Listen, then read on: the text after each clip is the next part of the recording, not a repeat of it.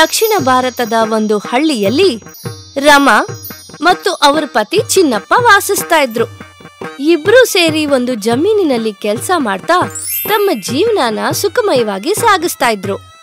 ರಮಾ ಮತ್ತು ಚಿನ್ನಪ್ಪ ಅವ್ರಿಗೆ ಒಂದು ಮಗಳು ಮತ್ತೆ ಒಬ್ಬ ಮಗ ಇದ್ದ. ಅವರು ತಮ್ಮ ಇಬ್ರು ಮಕ್ಕಳನ್ನ ಚೆನ್ನಾಗಿ ಓದಿಸಿ ದೊಡ್ಡೋರ್ ಮಾಡ್ಬೇಕು ಅಂತ ಇದ್ರು. ಆದ್ರೆ ಇದ್ದಕ್ಕಿದ್ದ ಹಾಗೆ ಚಿನ್ನಪ್ಪನವರ ಆರೋಗ್ಯ ಹದಗೆಡ್ತು. ಅವರು ತುಂಬಾ ಕಾಯಿಲೆ ಬಿದ್ರು. ಈಗ ರಮಾಗೆ ಜಮೀನಲ್ಲಿ ಕೆಲ್ಸಾನೂ ಮಾಡ್ಬೇಕಾಗಿತ್ತು, ಮನೆಯಲ್ಲಿ ತಮ್ಮ ಮಕ್ಕಳ ಬಗ್ಗೆನೂ ಗಮನ ಹರಿಸಬೇಕಾಗಿತ್ತು ಮತ್ತು ಅನಾರೋಗ್ಯದ ಪತಿಯನ್ನು ಕೂಡ. ಈ ಎಲ್ಲಾ ಘಟನೆಗಳಿಂದ ಅವಳು ಕೂಡ ತುಂಬಾ ಹತಾಶಳಾಗಿದ್ಲು. ಒಂದು ದಿನ ಚಿನ್ನಪ್ಪನನ್ನು ನೋಡಲು ಅವನ ತಮ್ಮ ಮೋಹನ್ ಬಂದ. ಅಣ್ಣ, ನಿಮ್ ಆರೋಗ್ಯ ತುಂಬಾ ಕೆಡ್ತಾ ಇದೆ. ನೀವು ಡಾಕ್ಟರ್ ಹತ್ರ ಹೋದ್ರೋ ಇಲ್ವೋ? ತೋರ್ಸದ್ವಿ ಭಾವನವ್ರೆ, ಆದ್ರೆ ಇನ್ನೂ ಏನು ಗುಣ ಆಗೋ ಲಕ್ಷಣಗಳೇ ಕಾಣ್ತಾ ಇಲ್ಲ. ನಾನು ದೇವಸ್ಥಾನದಲ್ಲಿ ನಿಮ್ ಹೆಸರಲ್ಲಿ ಅರ್ಚನೆ ಮಾಡಿಸ್ತೀನಿ, ನೀವು ಖಂಡಿತವಾಗಿಯೂ ಸರಿಯಾಗ್ತೀರಾ. ಆಯ್ತು ಮೋಹನ್. ಅದ್ಗೆ ಈಗ ಇಡೀ ಮನೆ ನಡ್ಸೋ ಜವಾಬ್ದಾರಿ ನಿಮ್ ಮೇಲ್ ಬಂದಿದೆ ಅಲ್ವಾ? ಹಾ, ಆದ್ರೆ ಈಗ ಮನೇನ ನಡೆಸ್ಲೇಬೇಕಲ್ವಾ? ಅದ್ಗೆ ನಾನೊಂದು ಇಡ್ಲಿ ಅಂಗಡಿ ಹಾಕ್ಬೇಕಂತ ಇದ್ದೀನಿ. ನೀವಲ್ ಬಂದು ಇಡ್ಲಿ ಮಾಡ್ತೀರಾ? ಅದರಿಂದ ನಿಮ್ಗೆ ಜಾಸ್ತಿ ದುಡ್ಡು ಸಿಗುತ್ತೆ. ಆಮೇಲೆ ನಿಮ್ಮ ಆರ್ಥಿಕ ಸಮಸ್ಯೆ ಕೂಡ ಸರಿಯಾಗಿ ಹೋಗುತ್ತೆ. ನನ್ಗೆ ಅದರಿಂದ ಯಾವ ಲಾಭ ಬರುತ್ತೋ ಅದನ್ನ ನಾವಿಬ್ರು ಸೇರಿ ಹಂಚ್ಕೊಳ್ಳೋಣ. ಹಾ ಸರಿ ಭಾವನವ್ರೆ. ಮತ್ತು ಮಾರನೇ ದಿನದಿಂದ ರಮಾ ಮೋಹನನ ಅಂಗಡಿಯಲ್ಲಿ ಇಡ್ಲಿ ಮಾಡಕ್ಕೆ ಶುರು ಮಾಡಿದ್ಲು. ಗ್ರಾಮದ ಜನರಿಗೆ ರಮಾ ಮಾಡ್ತಾ ಇರೋ ಇಡ್ಲಿ ತುಂಬಾ ಇಷ್ಟ ಆಗಕ್ ಶುರುವಾಯ್ತು. ನೋಡ್ತಾ ನೋಡ್ತಾ ರಮಾ ಮಾಡ್ತಾ ಇದ್ದ ಇಡ್ಲಿ ಊರ್ ತುಂಬಾ ಹೆಸರುವಾಸಿ ಆಯ್ತು. ಅಂಗಡಿಗೆ ದಿನ ಗುಂಪು ಗುಂಪಾಗಿ ಜನ ಬರತೊಡಗಿದ್ರು. ಇದರಿಂದ ರಮಾ ಮತ್ತು ಮೋಹನ್ ಇಬ್ರು ಸಂತೋಷಗೊಂಡ್ರು. ಯಾಕೆಂದ್ರೆ ಇವರಿಬ್ಬರ ಆದಾಯ ಹೆಚ್ಚುಗೊಳ್ತಾ ಹೋಯ್ತು. ಆದಾಯ ಬಂದ ದುಡ್ಡಿನಿಂದ ರಮಾ ತನ್ನ ಪತಿ ಚಿನ್ನಪ್ಪಗೆ ಚೆನ್ನಾಗಿ ಚಿಕಿತ್ಸೆ ಕೊಡ್ಸಿದ್ಲು. ಮತ್ತು ಕೆಲವೇ ದಿನಗಳಲ್ಲಿ ಚಿನ್ನಪ್ಪ ಚೆನ್ನಾಗಿ ಓಡಾಡಲು ಶುರು ಮಾಡಿದ್ರು. ಹೀಗೆ 2 ತಿಂಗಳ ಕಾಲ ಕಳೆದು ಹೋಯ್ತು. ಹೀಗೆ ರಮಾ ಮತ್ತು ಮೋಹನನ ಅಂಗಡಿಯಲ್ಲಿ ಗ್ರಾಹಕರ ಸಂಖ್ಯೆ ಹೆಚ್ಚಾಗ್ತಾ ಹೋಯ್ತು. ಮತ್ತು ಅವತ್ತು ರಮಾ ಯೋಚನೆ ಮಾಡಿದ್ಲು, ಅಯ್ಯೋ, ಇಲ್ಲಿ ಇಷ್ಟೊಂದ್ ಜನ ಸೇರೋದು ನಾನ್ ಮಾಡೋ ಇಡ್ಲಿ ರುಚಿಯಿಂದ. ಇದರ ಲಾಭದಲ್ಲಿ ನನ್ಗೆ ಜಾಸ್ತಿ ಸಿಗ್ಬೇಕು. ಮೋಹನ್ ಕೇವಲ ಸಾಮಗ್ರಿಗಳನ್ನ ಮಾತ್ರ ತಂದ್ಕೊಡ್ತಾನೆ, ಮತ್ತೆ ಗ್ರಾಹಕರಿಗೆ ಇಡ್ಲಿನ ಕಟ್ಕೊಡ್ತಾನೆ. ಅವನಿಗೆ ಸರಿಸಮವಾಗಿ ಲಾಭ ಖಂಡಿತ ಸಿಗ್ಬಾರ್ದು. ಸಾಯಂಕಾಲದ ಸಮಯದಲ್ಲಿ ಇಬ್ಬರು ಆದಾಯವನ್ನ ಹಂಚ್ಕೊಳ್ತಾ ಇದ್ರು. ಆಗ ಭಾವನವ್ರೆ, ಎಲ್ಲ ಇಡ್ಲಿಗಳನ್ನ ನಾನೇ ಮಾಡ್ತಾ ಇರೋದು. ನಾನ್ ಮಾಡೋ ಇಡ್ಲಿ ಅಷ್ಟೊಂದು ರುಚಿ ಇಲ್ದೇ ಇದ್ದಿದ್ರೆ ನಿಮ್ಗೆ ಇಷ್ಟೊಂದು ಲಾಭ ಬರ್ತಾ ಇರ್ಲಿಲ್ಲ.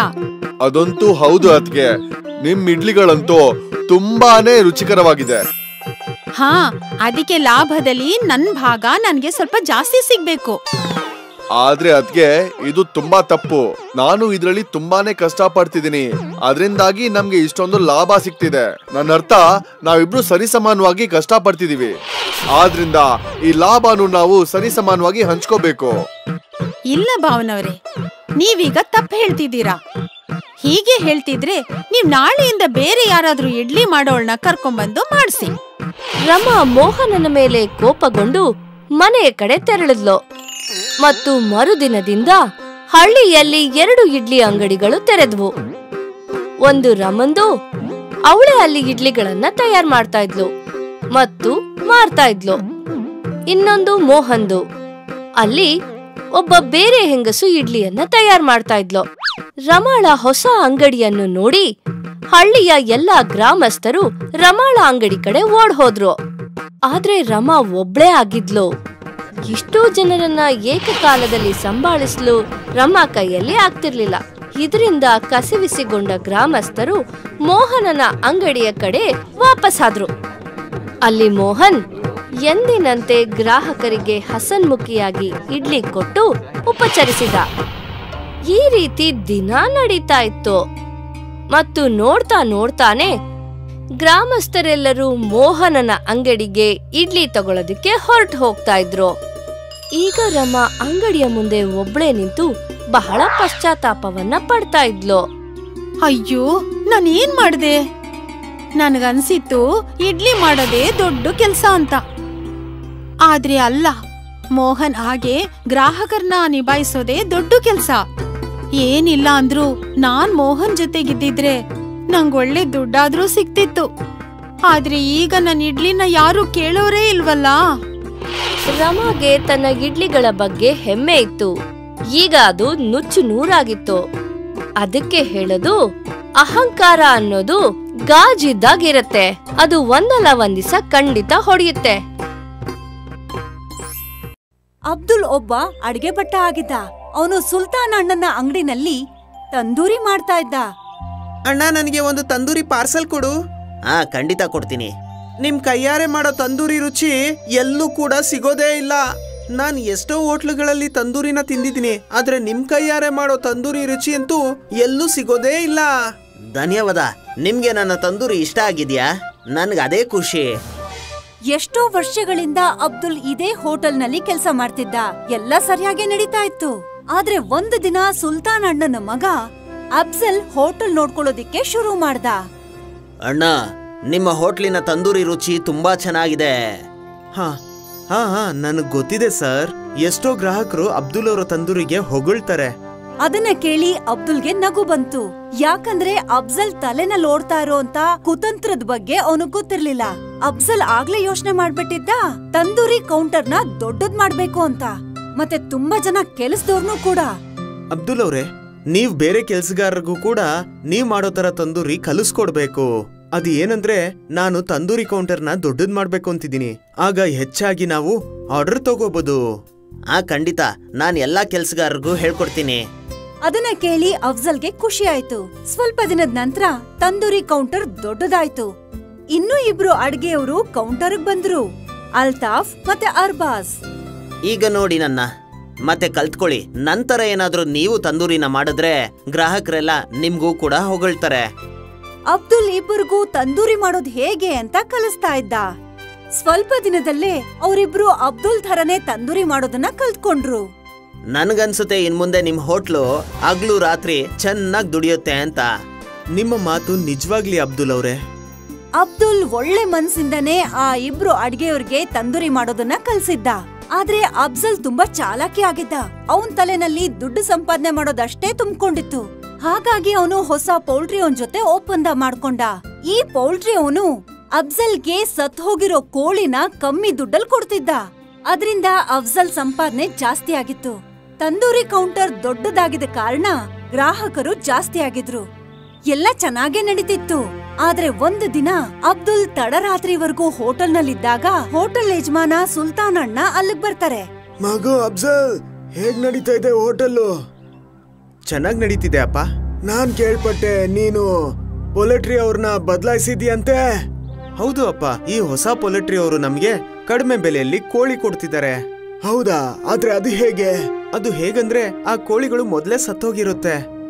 ಅಯ್ಯೋ ದೇವ್ರೇ, ನೀನೆಂತ ಕೆಲ್ಸ ಮಾಡ್ತಿದ್ಯಾ ಮಗು? ಇದು ತಪ್ಪು. ಈ ತರ ಮಾಡ್ಬಾರ್ದು ನೀನು. ಒಂದ್ ವೇಳೆ ನಮ್ಮ ತಂದೂರಿ ತಿಂದು ಯಾರಾದ್ರೂ ಹುಷಾರ್ ತಪ್ಪಿದ್ರೆ ಆ ಭಗವಂತ ನಮ್ಮನ್ನ ಸುಮ್ನೆ ಬಿಡಲ್ಲ. ಆತರ ಎಲ್ಲ ಏನೂ ಆಗಲ್ಲ ಅಪ್ಪ. ಎಲ್ಲಾ ಹೋಟ್ಲ್ ಅವರು ಹೀಗೇನೆ ಮಾಡೋದು.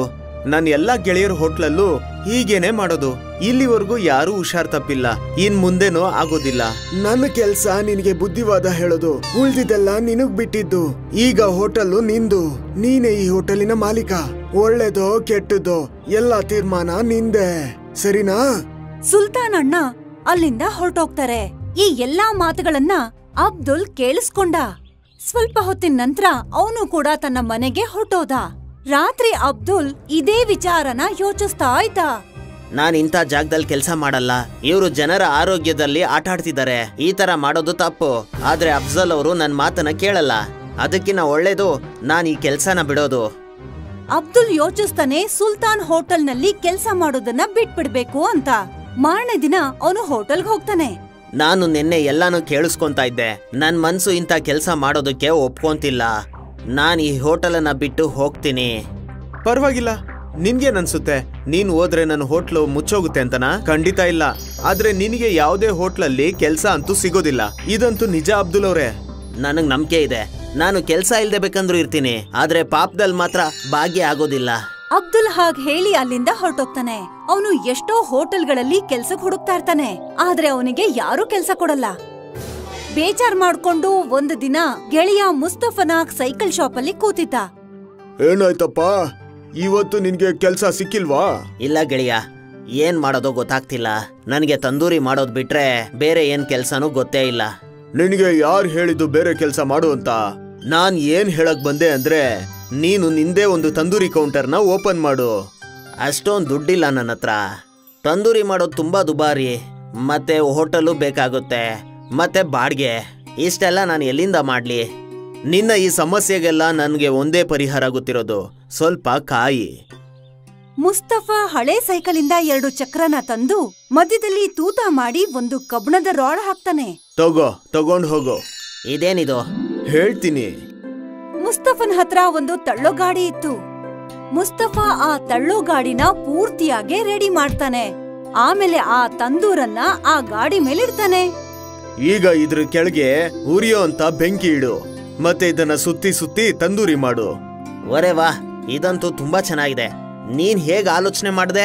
ನಾನ್ ನಿನ್ಗೆ ಸಹಾಯ ಮಾಡ್ಬೇಕು ಅನ್ಕೊಂಡೆ, ಹಾಗಾಗಿ ಈ ಉಪಾಯ ಉಳಿತು. ಧನ್ಯವಾದ ಗೆಳೆಯ. ಮಾರನೇ ದಿನ ಮುಸ್ತಫಾ ಆ ತಳ್ಳೋ ಗಾಡಿ ಮೇಲೆ ತನ್ನ ತಂದೂರಿ ಮಾರೋದಕ್ಕೆ ಶುರು ಮಾಡ್ತಾನೆ. ಮುಸ್ತಫಾ ತಂದೂರಿ ಮಾಡೋದ್ರಲ್ಲಿ ನಿಪುಣನಾಗಿದ್ದ. ಅವನ ಹತ್ರ ಹೋಟೆಲ್ ಇಲ್ದೇ ಇರೋ ಕಾರಣ ಅವನು ಮಾರ್ತಾ ಇರೋಂತ ತಂದೂರಿ ಬೆಲೆನ ಕಮ್ಮಿ ಇಟ್ಟಿದ್ದ. ಮುಸ್ತಫಾನ ತಳ್ಳೋ ಗಾಡಿ ಹತ್ರ ಯಾವಾಗ್ಲೂ ಜನಗಳ ಗುಂಪು ಸೇರಿರ್ತಾ ಇತ್ತು. ಇನ್ನೊಂದ್ ಕಡೆ ಸುಲ್ತಾನ್ ಹೋಟೆಲ್ನಲ್ಲಿ ಫುಡ್ ಆಫೀಸರ್ ಚೆಕಿಂಗ್ ಬಂದ್ರು. ಸತ್ ಹೋಗಿರೋ ಕೋಳಿನ ಬಳಸ್ತಿದ್ದಾರೆ ಅಂತ ಹೋಟೆಲ್ನ ಸೀಸ್ ಮಾಡಿದ್ರು. ಆಮೇಲೆ ಅಫ್ಜಲ್ನ ಅರೆಸ್ಟ್ ಮಾಡಿ ಜೈಲಿಗೆ ಹಾಕಿದ್ರು. ಬಹುಶಃ ಇದು ದೇವರ ನಿಯಮ ಅನ್ಸತ್ತೆ. ಒಳ್ಳೆಯವ್ರಿಗೆ ಯಾವಾಗ್ಲೂ ಒಳ್ಳೇದೇ ಆಗತ್ತೆ, ಕೆಟ್ಟವ್ರಿಗೆ ಕೆಟ್ಟದೇ ಆಗತ್ತೆ. ಅದಕ್ಕೆ ಹೇಳೋದು, ಒಳ್ಳೇದ್ ಮಾಡಿದ್ರೆ ಒಳ್ಳೆ ಫಲನೇ ಸಿಗತ್ತೆ ಅಂತ. ಅಬ್ದುಲ್ ಒಬ್ಬ ಅಡಿಗೆ ಭಟ್ಟ ಆಗಿದ್ದ. ಅವನು ಸುಲ್ತಾನ್ ಅಣ್ಣನ ಅಂಗಡಿನಲ್ಲಿ ತಂದೂರಿ ಮಾಡ್ತಾ ಇದ್ದ. ಅಣ್ಣ, ನನಗೆ ಒಂದು ತಂದೂರಿ ಪಾರ್ಸಲ್ ಕೊಡು. ಖಂಡಿತ ಕೊಡ್ತೀನಿ. ನಿಮ್ ಕೈಯಾರೆ ಮಾಡೋ ತಂದೂರಿ ರುಚಿ ಎಲ್ಲೂ ಕೂಡ ಸಿಗೋದೇ ಇಲ್ಲ. ನಾನ್ ಎಷ್ಟೋ ಹೋಟ್ಲುಗಳಲ್ಲಿ ತಂದೂರಿನ ತಿಂದಿದ್ದೀನಿ, ಆದ್ರೆ ನಿಮ್ ಕೈಯಾರೆ ಮಾಡೋ ತಂದೂರಿ ರುಚಿ ಅಂತೂ ಎಲ್ಲೂ ಸಿಗೋದೇ ಇಲ್ಲ. ಧನ್ಯವಾದ. ನಿಮ್ಗೆ ನನ್ನ ತಂದೂರಿ ಇಷ್ಟ ಆಗಿದ್ಯಾ? ನನ್ಗೆ ಅದೇ ಖುಷಿ.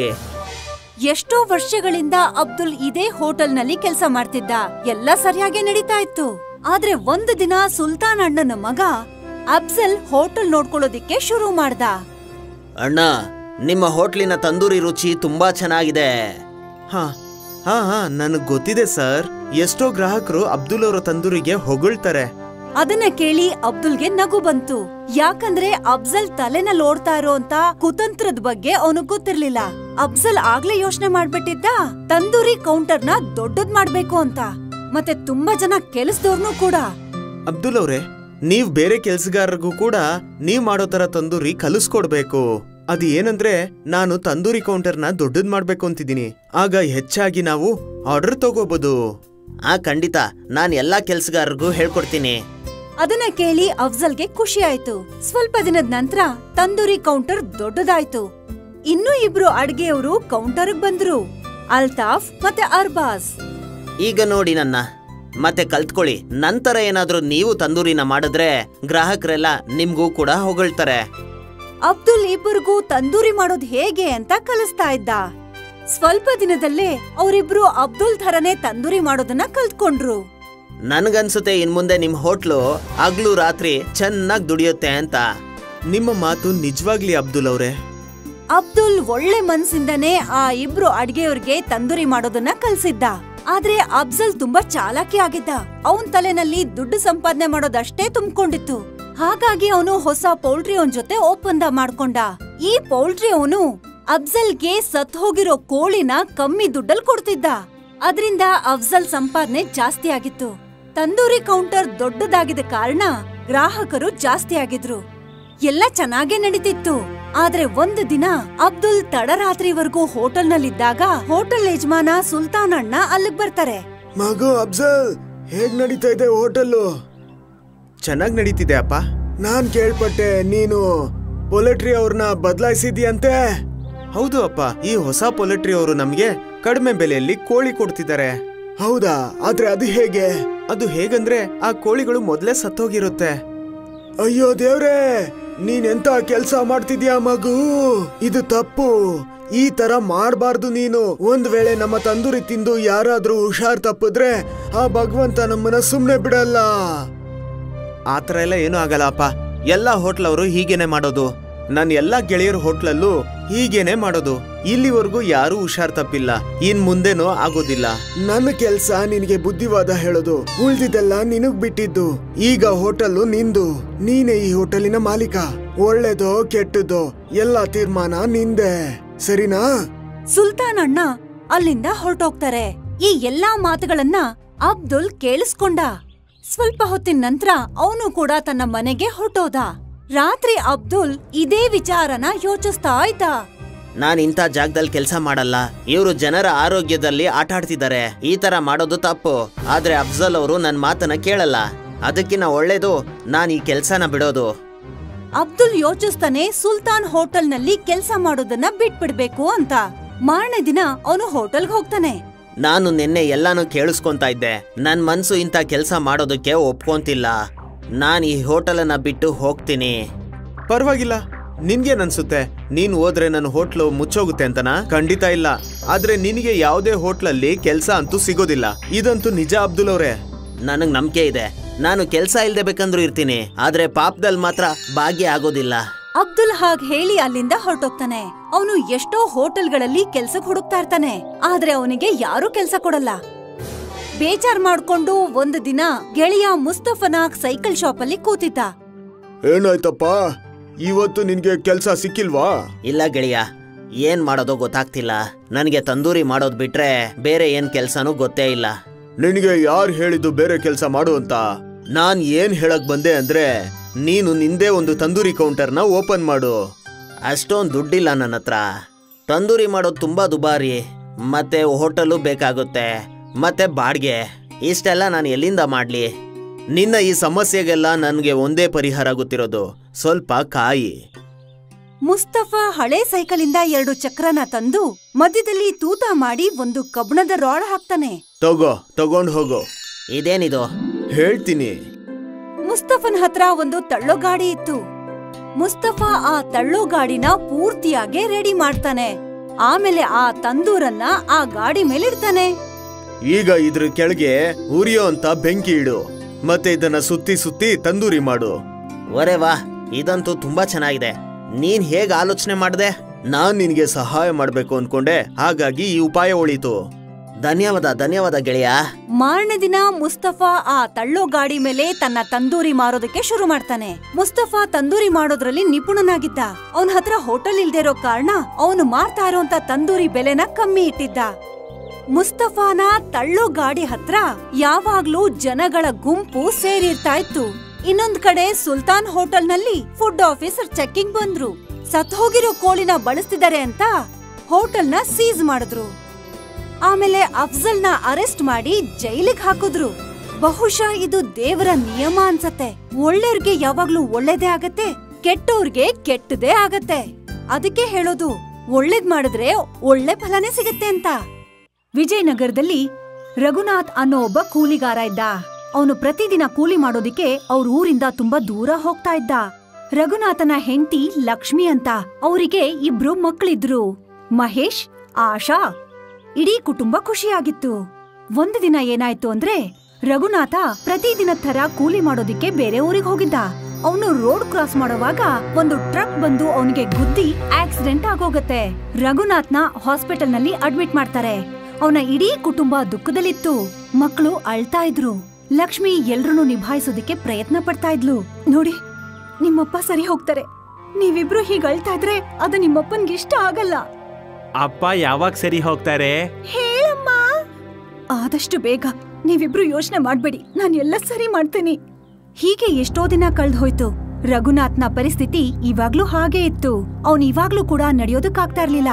ಒಂದು ದಿನ ಒಬ್ಳು ನರ್ಸ್ ಲಕ್ಷ್ಮಿ ಹತ್ರ ಬರ್ತಾಳೆ. ನಿಮ್ಮನ್ನ ಡಾಕ್ಟರ್ ಕರೀತಾ ಇದ್ದಾರೆ. ಲಕ್ಷ್ಮಿ ಡಾಕ್ಟರ್ ಕ್ಯಾಬಿನ್ಗೆ ಹೋಗ್ತಾಳೆ. ನೋಡಿಮ್ಮ, ನಾನ್ ನಿಮ್ಗೆ ನೋವು ಮಾಡ್ಬೇಕು ಅಂತ ಇದನ್ನೆಲ್ಲ ಹೇಳ್ತಾ ಇಲ್ಲ. ನಿಮ್ ಹಸ್ಬೆಂಡ್ ನ 2 ಕಾಲ್ಗಳಿಗೆ ಆಪರೇಷನ್ ಮಾಡ್ಬೇಕಾಗತ್ತೆ.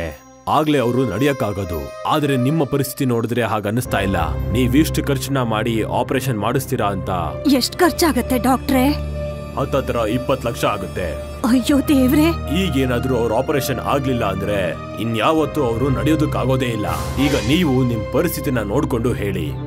ಅಕಸ್ಮಾತ್ ನೀವೇನಾದ್ರೂ ಅವ್ರ ಆಪರೇಷನ್ಗೆ ದುಡ್ಡು ಅರೇಂಜ್ ಮಾಡ್ಬಿಟ್ರೆ ಅದು ತುಂಬಾನೇ ಒಳ್ಳೆ ವಿಷಯ. ಸರಿ ಡಾಕ್ಟರ್, ನಾನ್ ಪ್ರಯತ್ನ ಪಡ್ತೀನಿ.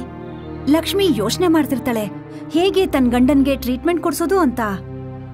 ಅವಳು ಮಕ್ಕಳನ್ನ ಕರ್ಕೊಂಡು ಮನೆಗ್ ಹೋಗ್ತಾಳೆ, ತನ್ನ ಒಡವೆಗಳನ್ನ ನೋಡ್ತಾಳೆ.